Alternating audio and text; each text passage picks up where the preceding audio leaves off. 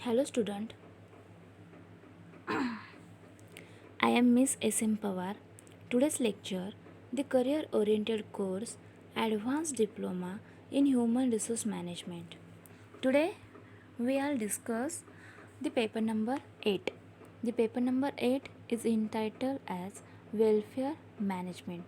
तर आज आपण या लेक्चर्समध्ये the Contract Labor Act and the Workmen's Compensation Act आणि एम्प्लॉई स्टेट इन्शुरन्स ॲक्ट यांचा स्टडी आज आपण या लेक्चर्समध्ये करणार आहोत. Okay, contract labour act, the workmen's compensation act आणि एम्प्लॉई स्टेट इन्शुरन्सी ॲक्ट या 3 ॲक्टचा स्टडी आज आपण या लेक्चर्समध्ये करणार आहोत.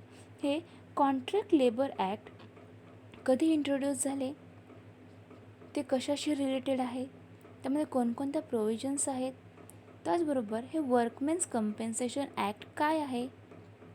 ओके, त्याचबरोबर एम्प्लॉई स्टेट इन्शुरन्स ॲक्ट यांच्याबद्दल इन्फॉर्मेशन, हा ॲक्ट नक्की काय आहे, त्यामध्ये कोणत्या गोष्टी सांगितल्या आहेत, त्याचा स्टडी आज आपण या लेक्चर्समध्ये करणार आहोत. Now let's see the contract labour act 1970.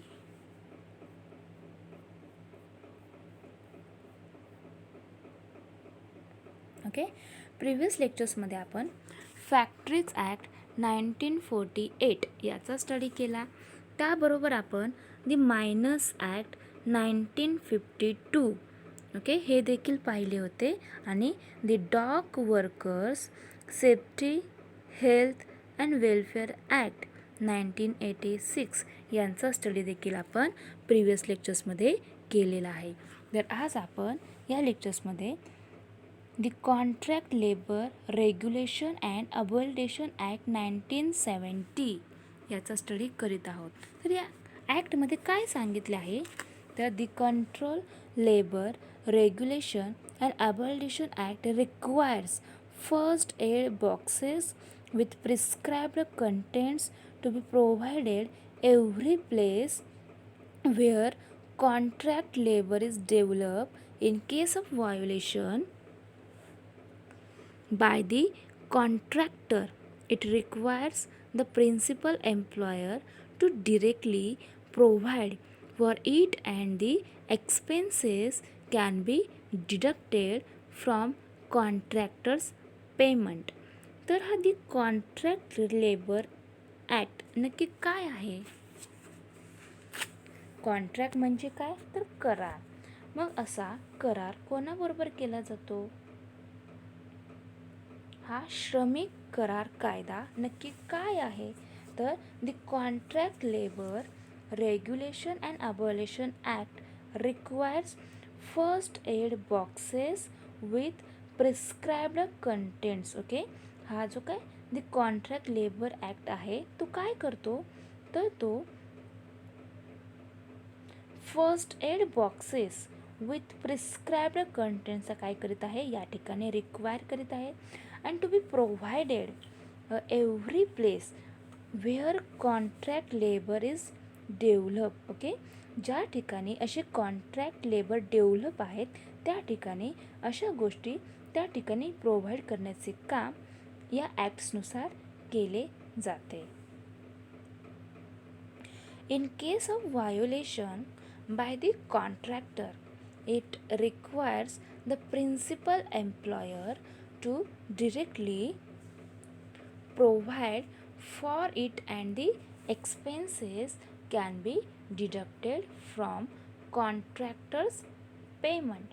तर अशा प्रकारे हा कॉन्ट्रॅक्ट लेबर ॲक्ट आहे तो 1970मध्ये इंट्रोड्यूस करण्यात आला आणि याच्यामध्ये फर्स्ट एड बॉक्सेस हे प्रिस्क्राइब्ड कंटेंट्स बरोबर रिक्वायर केले जाते.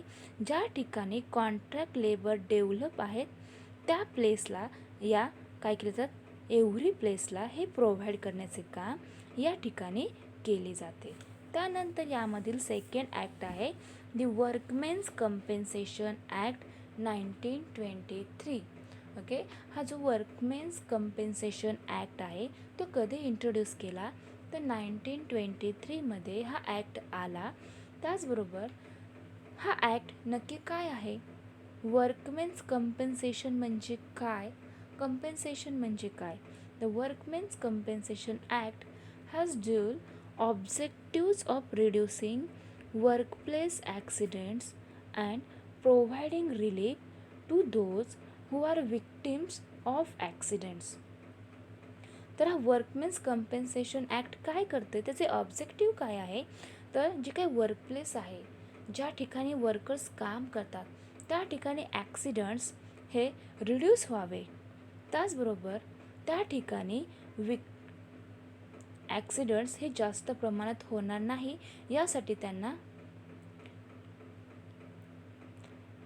Relief to those who are victims of accidents, त्यांना हे वर्कप्लेस ॲक्सिडंट्स कमी करणे आणि अनेक गोष्टी त्यांना प्रोव्हाइड करणे, याच्यासाठी हे वर्कमेन्स कंपेन्सेशन ॲक्ट इंट्रोड्यूस करण्यात आले. हे त्यांचे मेन ऑब्जेक्टिव्ह आहे की ज्या ठिकाणी वर्कर्स काम करतात त्या ठिकाणी ॲक्सिडंट्स हे रिड्यूस करणे, कमी करणे. Those affected receive compensation from the employer in proportion to die injury. Okay.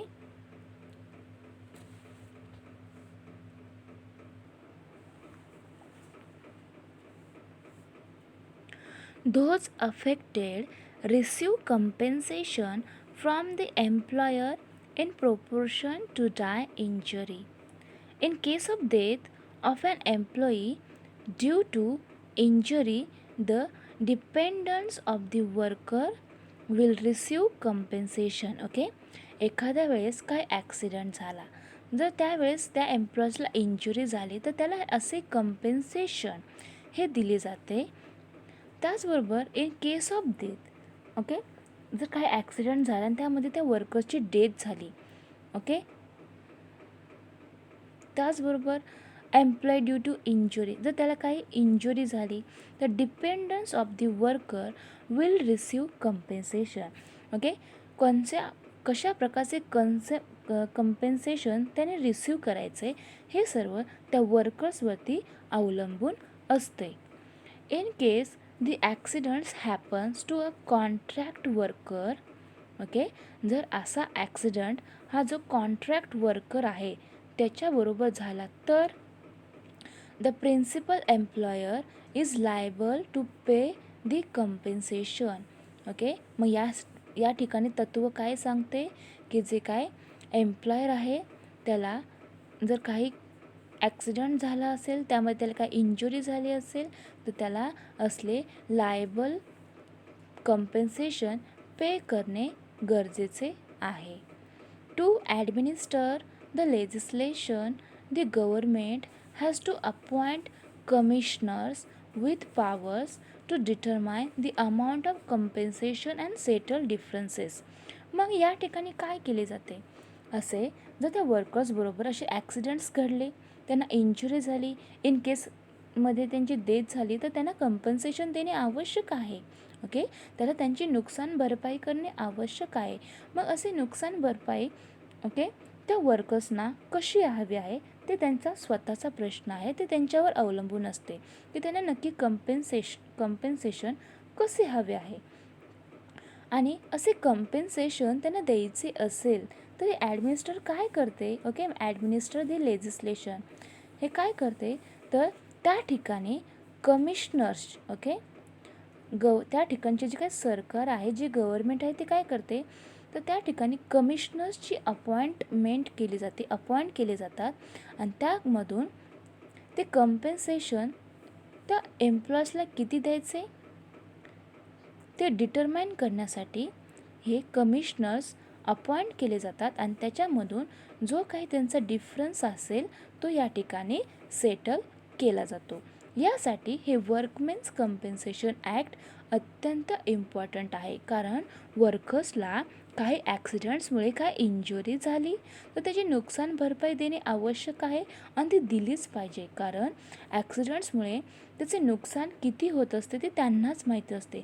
आणि इन केसमध्ये जर डेथ झाली तर ते कंपेन्सेशन कसे द्यायचे हे सर्व या ठिकाणी ठरविणे क्रिटिकल असते. आणि जर द्यायचेच असेल तर ते कसे द्यायचे, मग असे कंपेन्सेशन देण्यासाठी या ठिकाणी काय केले जाते, कमिशनर्स अपॉइंट केले जातात आणि त्याच्या माध्यमातून जो काय एम्प्लॉई असेल त्यांना असे कंपेन्सेशन कंपेन्सेशनची काय अमाऊंट आहे ती डिटर्मन या ठिकाणी केली जाते आणि त्याच्यानंतर त्यांचे डिफरन्सेस या ठिकाणी सेटल केले जातात. While there have been efforts by the government to ensure occupational health standards in the India, the common complaint is that implementation is not as much as desired. A review of published studies on occupational health show that occupational health management is a complex issue in India. आपल्या इंडियामधील सर्वात मोठा complex असा issue कोणता आहे तर occupational health management. It includes child labor, even though employment of children below 40 years is prohibited, and informal sector spread across the country, lack of awareness and training, and inadequate attention given to occupational hygiene. The study concludes that the efficacy of the enforcement machinery operated by the government is less than desired. Occupational health concerns have been raised in the growing IT and ITS sector, with the government of India contemplating introducing a separate legislation for BPOs.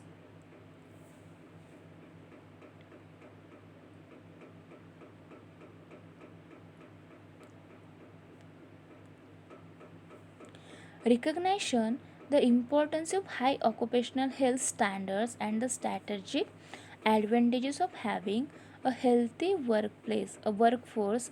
Many Indian firms invest in wellness programs. Workplaces are regularly screened for safety hazards and ergonomics aspects are given due consideration during the design of workplace. Companies like Accenture India, Infosys, and Pfizer India have health clubs equipped with modern equipment and qualified trainers in the company premises itself. PSUs like NTPC, SAIL, and BHEL provide such facilities in their residential townships for employees. Sessions on yoga, meditation, and other relaxation techniques are introduced in the workplace as stress busters. Employees at all levels have to attend regular medical screenings to identify health related symptoms.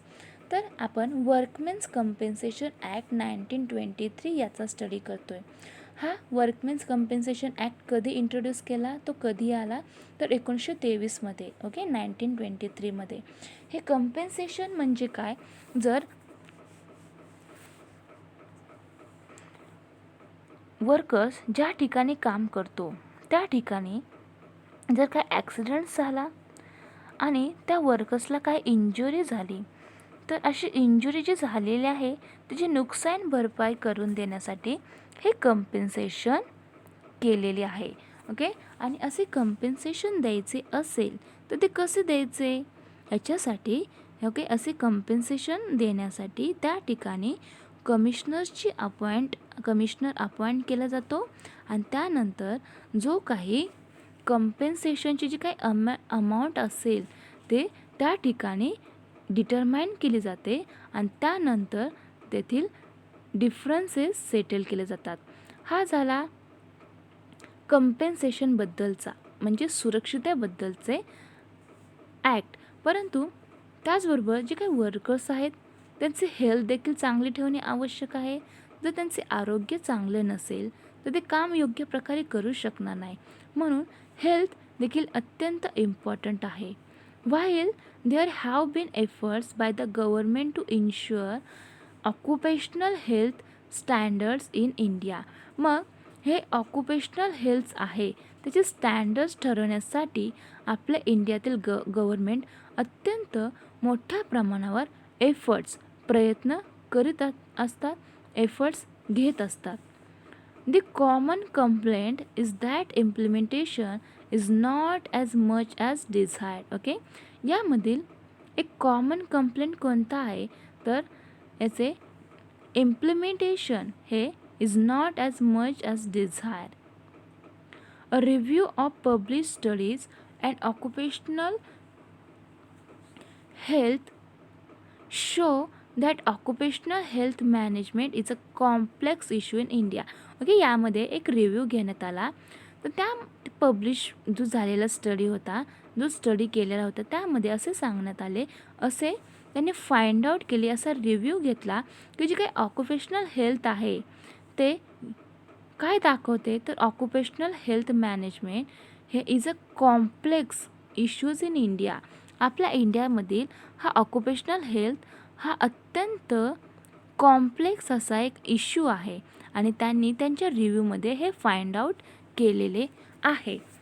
It includes child labour and informal sector spread across the country, lack of awareness and training and inadequate attention given to occupational hygiene. तर अशा प्रकारे हे compensation म्हणजे काय, त्याचे त्या ॲक्ट्समध्ये काय सांगितले आहे तर एखाद्या वेळेस वर्कर ज्या ठिकाणी काम करतो त्या ठिकाणी जर काय ॲक्सिडेंट्स झाले तर त्याची नुकसान भरपाई म्हणून त्यांना कंपेन्सेशन दिले जाते आणि त्याची जी काही ॲक्सिडेंटची जी काही लेवल असेल त्यानुसार असे कंपेन्सेशन त्या ठिकाणी दिले जाते. असे कंपेन्सेशन देण्यासाठी त्या ठिकाणी कमिशनर्स अपॉइंट केले जातात आणि त्याच्यानंतर जी काही कंपेन्सेशनची अमाऊंट असेल ती डिटरमाइन केली जाते आणि त्याचे डिफरन्सेस या ठिकाणी सेटल केली जातात. आणि असे सगळे सेटलमेंट करण्यासाठी हे वर्कमेन्स कंपेन्सेशन ॲक्ट 1923मध्ये इंट्रोड्यूस करण्यात आले. त्यामधून त्या वर्कर्सना सेफ्टी प्रोव्हाइड करता यावी, त्यांचे आरोग्य चांगले राहावे, त्यांचे कल्याण व्हावे, याच्यासाठी हे वर्कमेन्स कंपेन्सेशन ॲक्ट करण्यात आले आहे. त्यानंतरचा ॲक्ट आहे employee state insurance act 1948. Okay, आपण या ठिकाणी कॉन्ट्रॅक्ट लेबर ॲक्ट 1970 याचा स्टडी केला. त्यानंतर दी वर्कमेन्स कंपेन्सेशन ॲक्ट 1923 याचा देखील स्टडी या ठिकाणी केला. आता आपण एम्प्लॉई स्टेट इन्शुरन्सी ॲक्ट 1948 याचा स्टडी या ठिकाणी करीत आहोत. यामध्ये काय सांगितले आहे तर this act provides for a contributory social insurance scheme to support workers in contingencies such as sickness, maternity, employment injury causing temporary or permanent physical disability or death, loss of wages or loss of earning capacity. तर हा employee cells इन्शुरन्सी act 1948मध्ये आला आहे. तर या ॲक्ट्सद्वारे कोणत्या गोष्टी provides केल्या जातात तर यामधून contributory social insurance scheme to support workers in contingency. Okay, हा सोशल इन्शुरन्सची जी काही स्कीम आहे ती वर्कर्सना कॉन्टिंजन्सीमध्ये काय करते, सपोर्ट करते, प्रोव्हाइड करते. अँड त्यामध्ये sickness, maternity, employment injury causing temporary or permanent, okay, and physical disability or death, loss of wages or loss of earning capacity यांना सपोर्ट करण्याचे काम या ठिकाणी हे ॲक्ट करीत असते. Contribution to the scheme has to be made by workers and employers. Okay, हे जे काही स्कीम आहे ते तयार करण्याचे काम हे वर्कर्स अँड एम्प्लॉयर्स या ठिकाणी करीत असतात आणि त्यामध्ये या एम्प्लॉईज स्टेट इन्शुरन्सीचा काय असतो, कॉन्ट्रीब्युशन असते. And the Benefits are dispersed through the network of ESIS office and hospitals across the country.